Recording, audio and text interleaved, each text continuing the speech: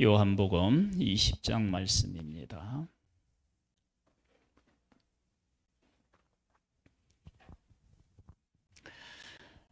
오늘 설교의 제목은 너희에게 평강이 있을지어다. 예수님께서 20장에 이 말씀을 3번을 하십니다. 3번. 이 너희에게 평강이 있을지어다 이 말씀을 하신 이렇게 말씀하셨는데, 이 말씀하신 것 안에 얼마나 큰 은혜와 사랑이 이 안에 들어있는지 우리는 그것을 중심으로 생각해 봅니다.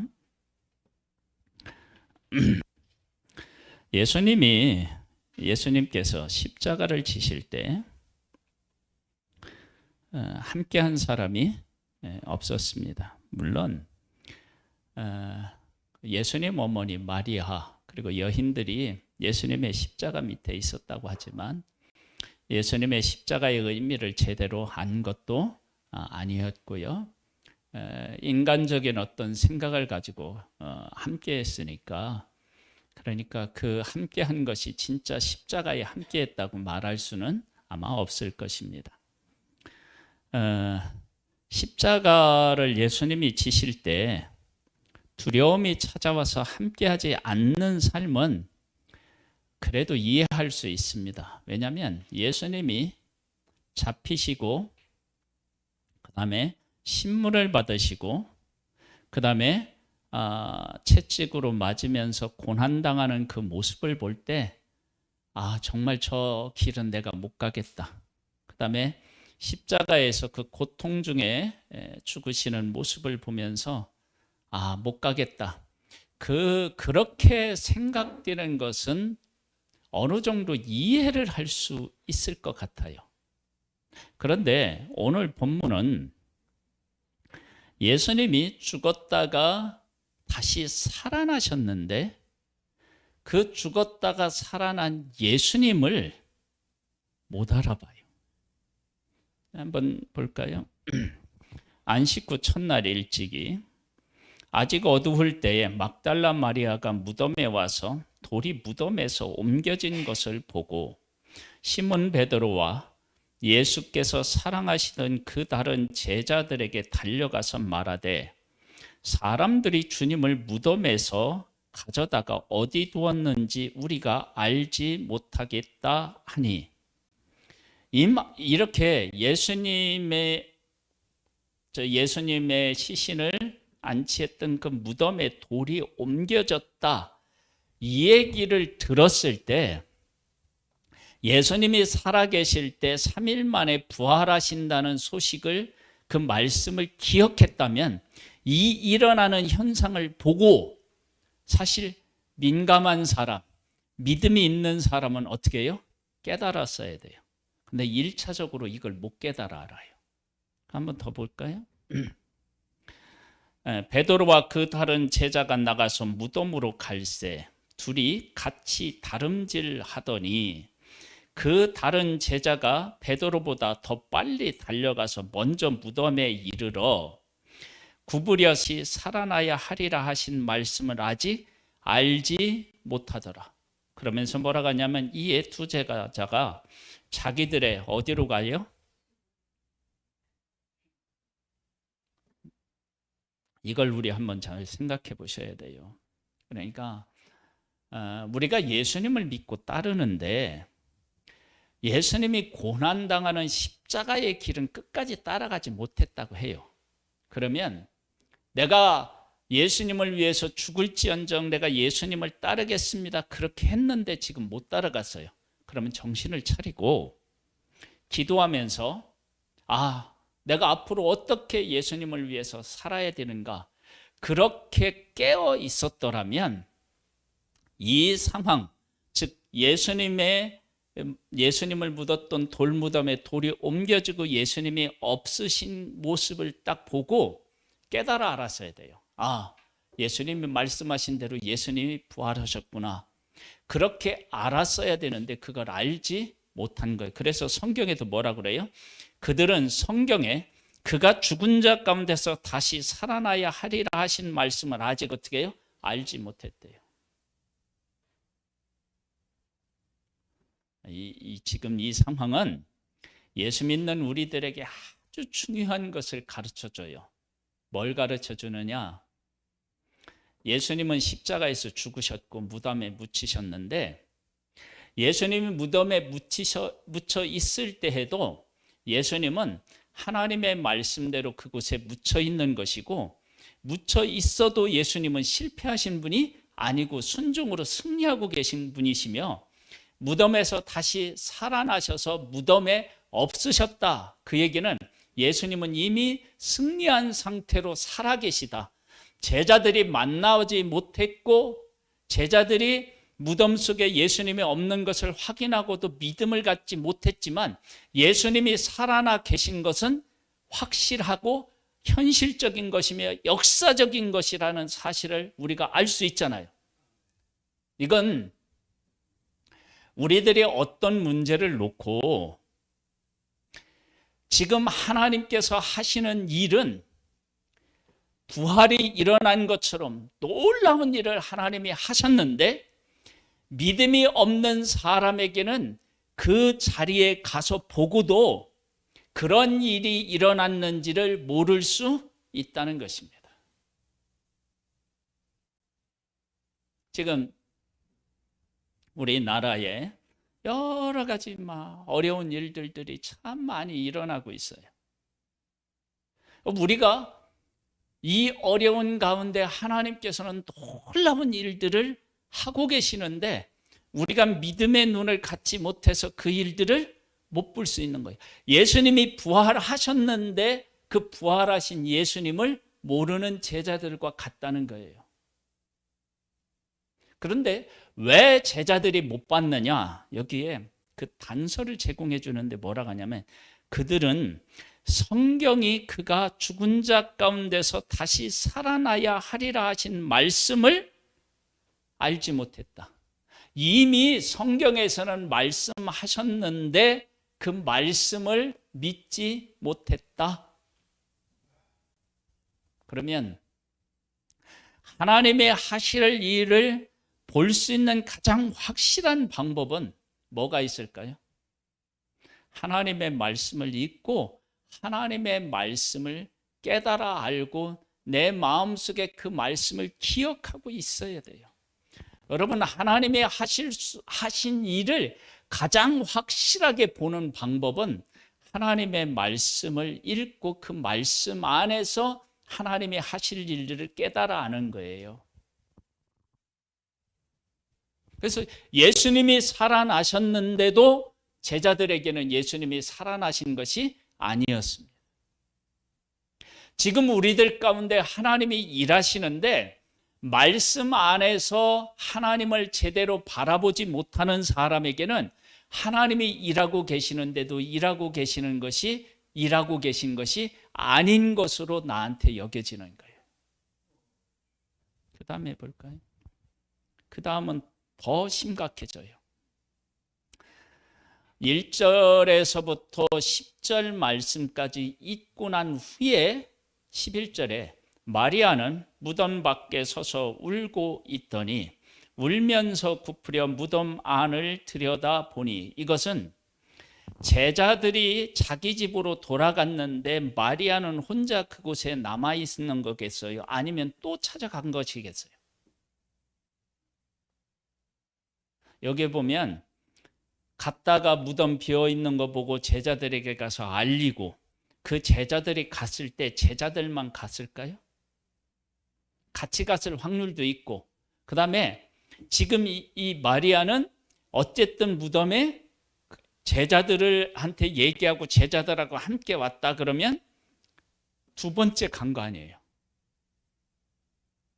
그렇죠? 어쨌든 두 번째 간 거죠. 갔는데 무덤 밖에 서서 울고 있더니 울면서 굽히려 무덤 안을 들여다보니, 이렇게 나와요. 한 번 가서 확인하고 그리고 또 한 번 갔어. 그런데도 모르는 거예요. 어떻게 알고 있느냐? 그 다음에 나와요. 흰 옷 입은 두 천사가 예수의 시체 누웠던 곳에 하나는 머리편에 하나는 발편에 앉았더라. 천사들이 이르되 여자여 어찌하여 우느냐 이르되 사람들이 내 주님을 옮겨다가 어디 두었는지 내가 알지 못함이니이다. 시체를 어떻게 해요? 누가 훔쳐갔다고 생각하는 거예요. 부활했다는 생각을 못하는 거예요.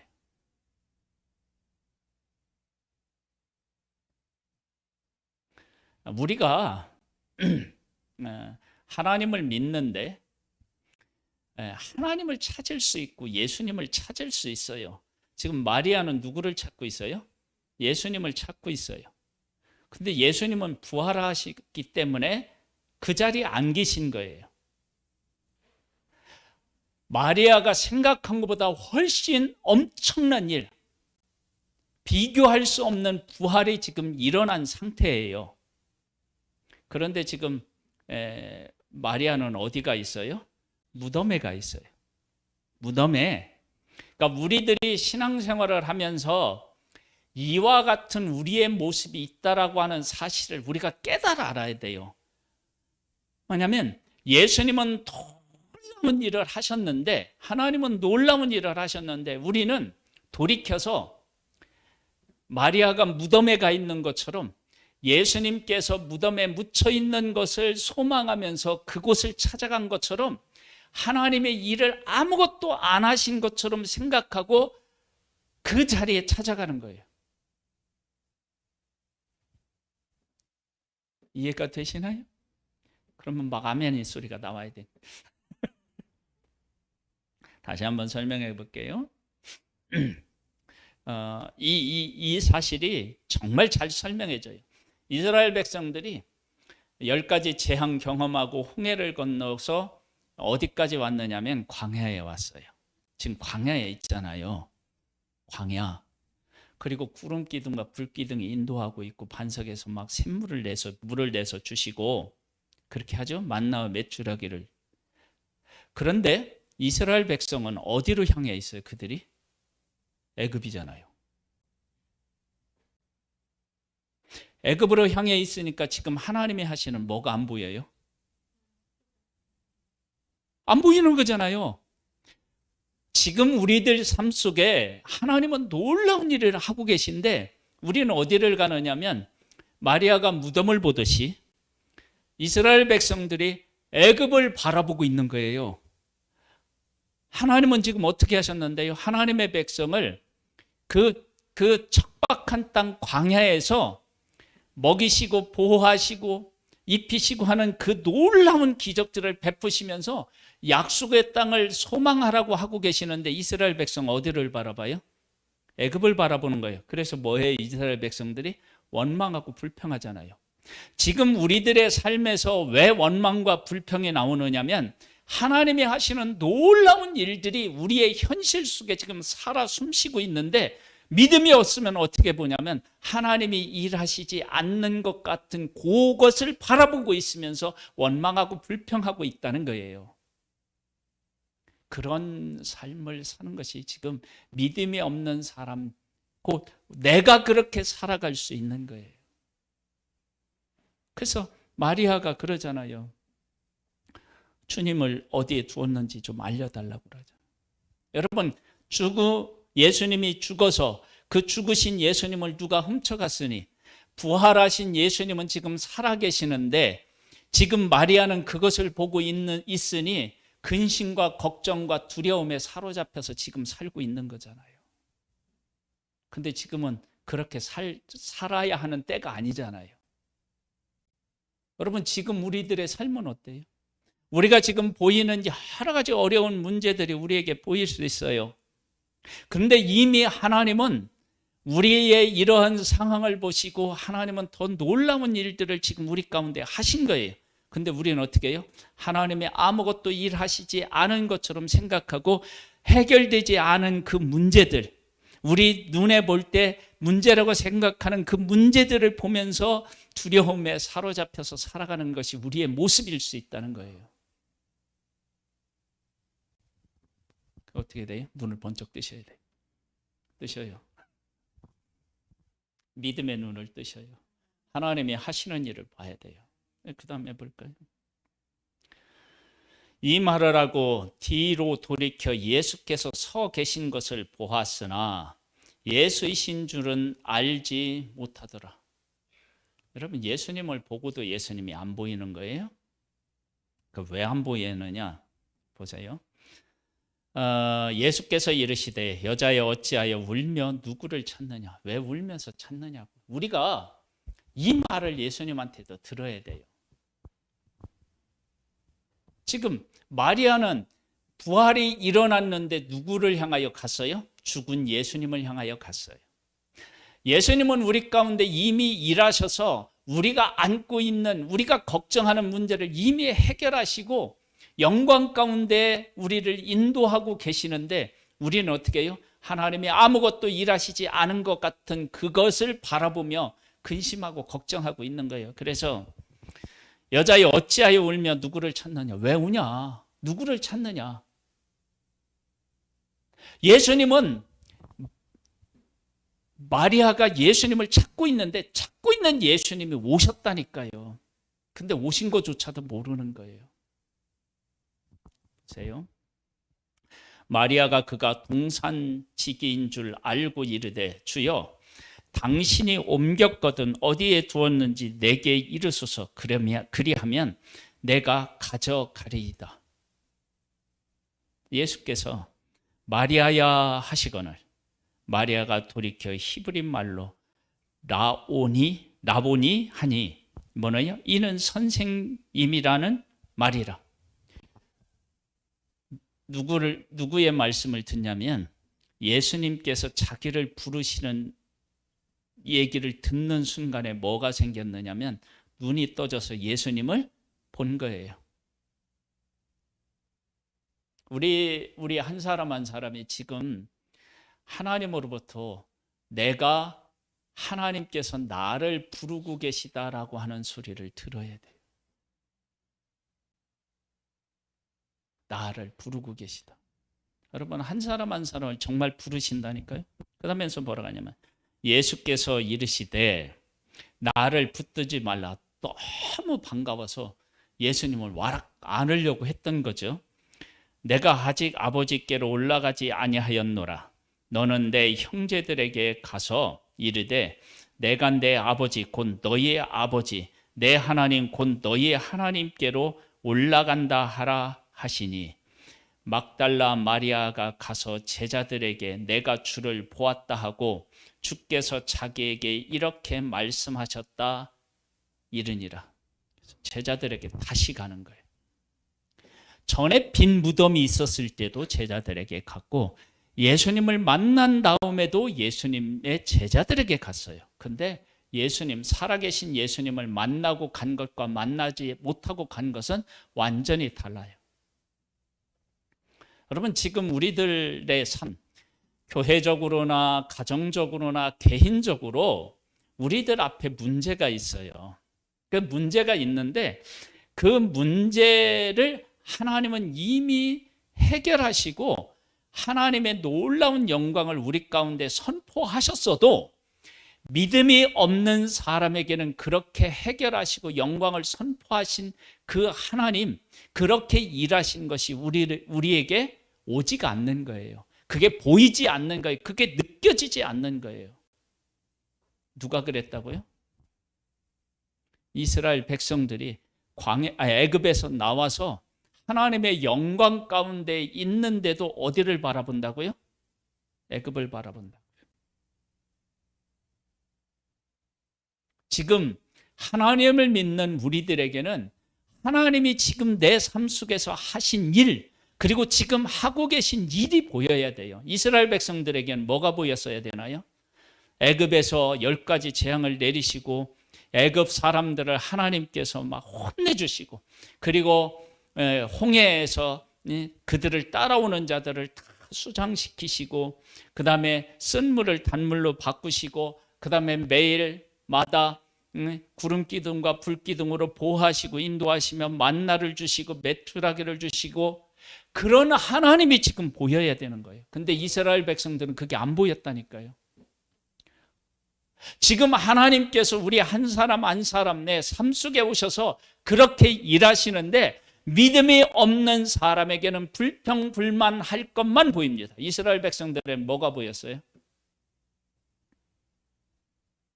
우리는 애굽에서 가마 겉에 서 있으면서 고기도 먹고 양념도 막 이렇게 먹고, 그래서 애굽의 저기 광야에 있어서 우리의 기력이 막 쇠하고 있다고 막 그렇게 원망하고 있는 거예요. 우리가 왜 평강을 잃었느냐 하면 그렇게 일하시는 하나님이 안 보이는 거예요.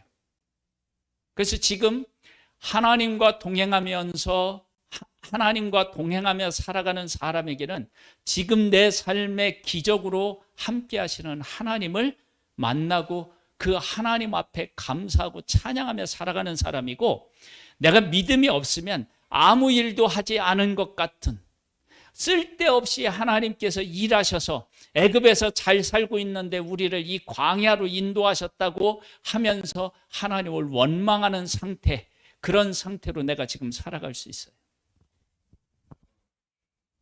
한번 돌아봐야 돼요, 우리 자신. 그 다음에 이제 이게 중요한 거예요. 이제 19절부터 나오는 말씀. 이날 곧 안식 후 첫날 저녁 때에 제자들이 유대인들을 두려워하여 모인 곳에 문들이 닫았더니 예수께서 오사 가운데 서서 이르시되 너희에게 뭐라고요? 평강이 있을지어다 그랬어요. 예수님이 이 말씀을 하신 그 때를 다시 한번 생각해 보세요. 예수님이 십자가에서 돌아가실 때 그것이 무서워서 제자들이 함께 하지 못한 것은 이해할 수 있다고 해요. 근데 예수님이 부활하셨어요. 뭘 보여주셨느냐? 먼저 기회를 주셨어요. 어떤 기회를요? 빈 무덤을 가서 볼 수 있는 기회를 하나님이 주셨어요. 근데 그 빈 무덤을 보고 회개하고, 우리가 예수님의 부활하심을 못 믿었구나 회개하고 예수님 앞에 나왔어야 되는데, 그때 그 빈 무덤을 보고 어디로 갔다고요? 제자가 집으로 가버렸어요.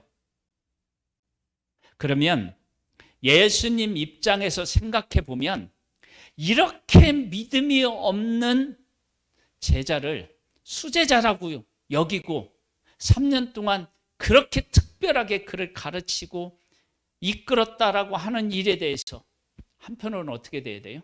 절망스러운 거예요. 그리고 그들을 책망했어야 맞다고요. 그런데 예수님은 뭐라고 하냐면 너희에게 평강이 있을지어다 그랬어요. 그렇게 믿음이 없는 너희들을 내가 책망하지 않는다. 그렇게 믿음이 없는 너희들을 보면서 내가 안타깝다. 왜? 부활의 날을 믿고 만나면 네가 지금 두려움에 떨어서 지금 막 이렇게 숨어 있고 두려움에 사로잡혀서, 우리 예수님은 죽었는데 무덤에 묻혔는데 누가 훔쳐갔는지도 모르겠고 막 이런 것들에 사로잡히니까 두려움에 떠는 거예요. 근데 예수님이 부활하신 것을 알면 그 두려움을 떨쳐버리고 일어나서 막 하나님을 찬양하며 예수님이 죽으셨지만 우리를 위해서 다시 살아나셨구나, 이 삶을 살 수 있는 거 아니에요.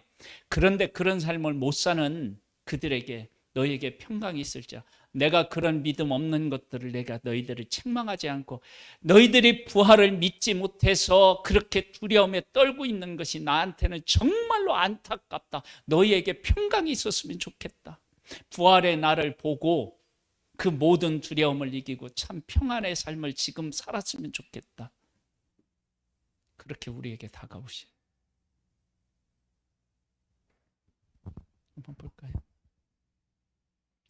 이 말씀을 하시고 섬과 옆구리를 보이시니 제자들이 주를 보고 기뻐하더라. 보세요. 주님을 보니까 뭐가 찾아왔어요? 아니, 여기 뭐라고 나와 있어요? 기뻐했다고 나오죠. 우리가 왜 두려움과 슬픔과 원망, 짜증 이런 것들이 내 삶에 오느냐면 주님이 안 보이는 거예요. 그 주님이 보여요. 주님이. 그 다음에 예수께서 이르시되 너희에게 평강이 있을지어다. 두 번째 하시잖아요. 전에 한 번 하시고 두 번째 하셔요. 있을지어다. 아버지께서 나를 보내신 것 같이 나도 너희를 보내노라. 여러분, 예수님을 만나서 기쁨이 회복되면 우리가 반드시 해야 될 일이 있어요. 어떻게 해요? 사람에게 가야 돼요. 왜? 지금 예수님을 만나지 못해서 그 두려움 속에서 살아가는 사람들이 너무 많은 거예요.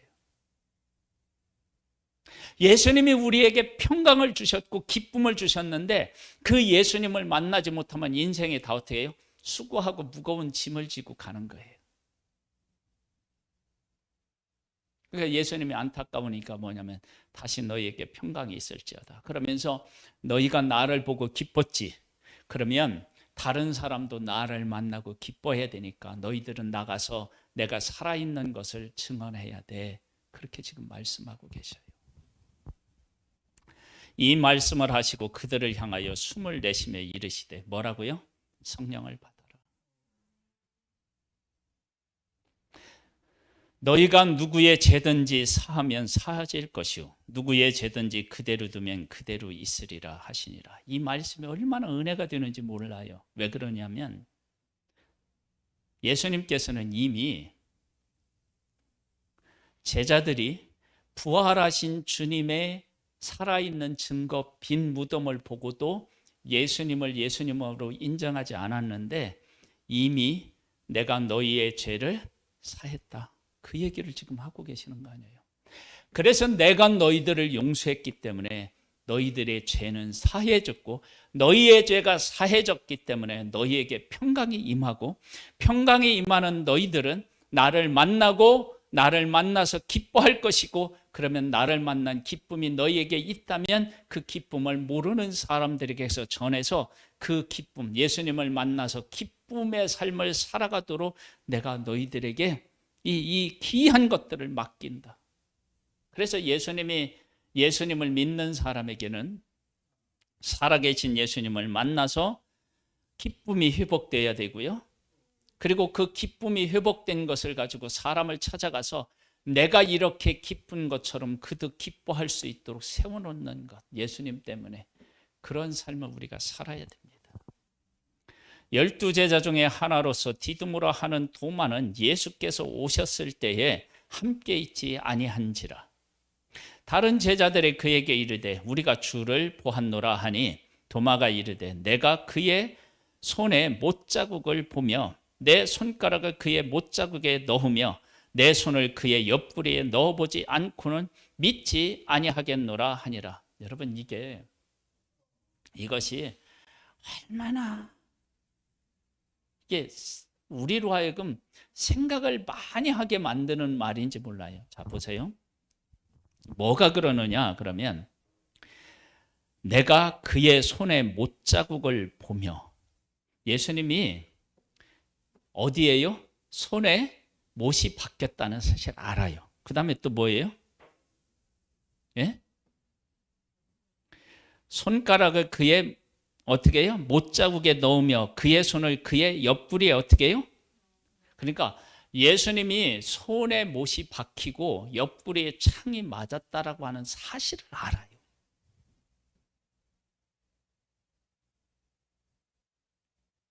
그걸 안다니까요. 정확하게 알고 있어요.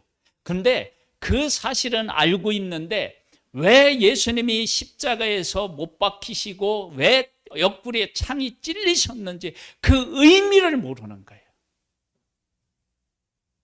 그걸 뭐라고 하냐면 이 도마처럼 믿음이 없는 것이라고 얘기해요.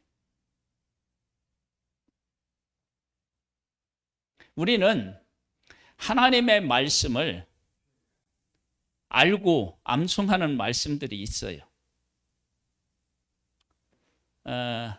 항상 기뻐하라. 쉬지 말고 기도하라. 범사에 감사하라. 이는 어떻게 해요? 예수 그리스도 안에 있는 하나님의 뭐예요? 뜻이다. 그렇게 우리 알고 있어요. 그러니까 손에 못 박히고 옆구리 찔린 거 알고 있다고요. 근데 그거 알고 있으면 뭐예요? 그거 알고 있는 건 뭐냐면 예수님이 죽으셨다는 것만 아는 거예요. 뭘 모르는 거예요? 부활은 모르는 거예요. 그러니까 우리가 하나님의 말씀을 암송하고 이야기하고 있지만, 그러나 그 말씀이 살아있는 말씀이라고 하는 사실은 인정하지 않는 거예요. 그걸 뭐라고 하냐면 의심 많은 도마라고 얘기하고 의심 많은 믿음이라고 얘기하는 거예요. 의심 많는 것을, 의심 많이 하는 걸 믿음이라고 하는 단어와 연결시킬 수 있는지는 모르겠지만 그런 거예요 지금. 그랬더니 예수님께서 어떻게 얘기하시느냐. 여드레를 지나서 제자들이 다시 집안에 있을 때 도마와 함께 있고 문들이 닫혔는데 예수께서 가운데 서서 이르시되, 또 뭐라고 하셔요? 그렇죠. 3번을 동일한 이 말씀을 하셨어요. 그러면 이 말씀을 하셨을 때 그 자리에 도마가 있었다고 했어요. 근데 다른 제자들이, 한 명이 아니라 제자들이 다 예수님이 죽은 자 가운데서 살아나셨다고 얘기를 했는데 이 도마가 안 믿는 거예요. 근데 이 평강에 있을지어다 얘기한 이 말 속에 누구를 향한 말씀도 있는 거예요. 들어있는 게 도마를 향하여도 하신 말씀이 있는 거예요. 그러면 도마가 이렇게 의심하는 일에 대해서 예수님은 책망하고 계시는 게 아니라, 네가 믿지 못해서, 전하는 자들의 이야기를 듣고도 믿지 못해서 너는 그동안, 지금 여기에 며칠 동안요? 8일 동안 두려움과 걱정과 근심 속에 살아간 거예요.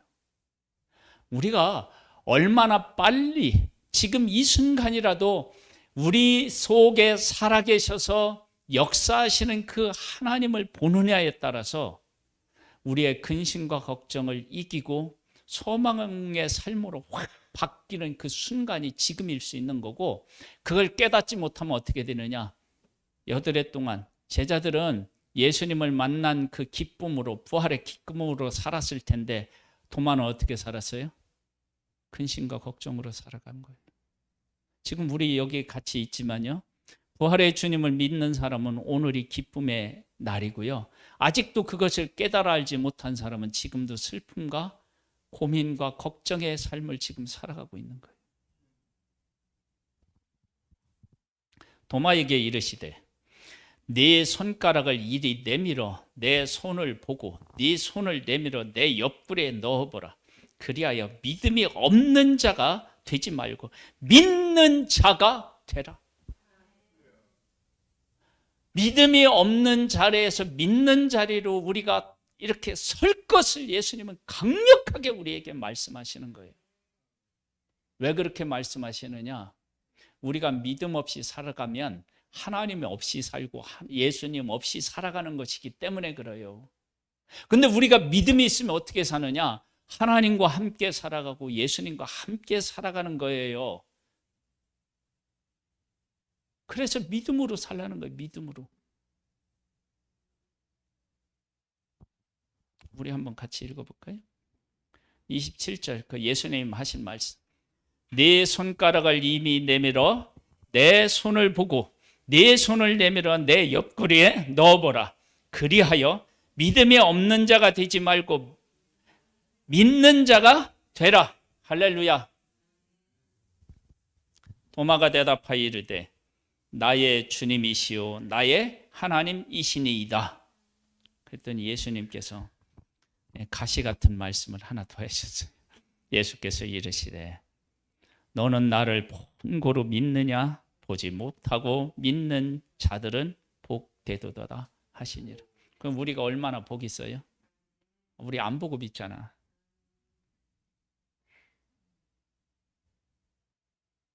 우리 안 보고 믿잖아요. 우리는 정말로 복 있는 사람이에요. 그래서 여러분 중에 혹시요, 어떤 사람은 막 예수님을 막 꿈에서도 보고 막 환상에서도 보고 막 그렇게 막 봤다고 얘기를 하는데 나한테는 그런 일이 안 일어나. 그런데 나는 예수님을 믿어. 그러면 진짜 복 있는 사람.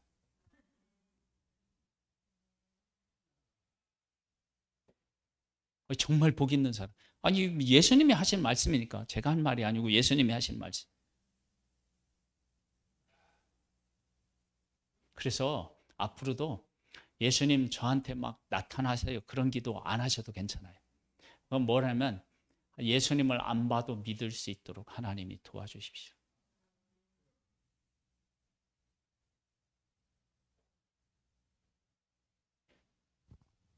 그래도 보면 더 좋죠.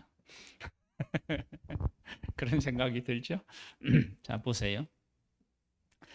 예수께서 제자들 앞에서 이 책에 기록되지 아니한 다른 표적을 또 많이 행하셨으나 오직 이것을 기록함은 너희로 예수께서 하나님의 아들 그리스도이심을 믿게 하려 함이요 또 너희로 믿고 그 이름을 힘입어 어떻게 해요?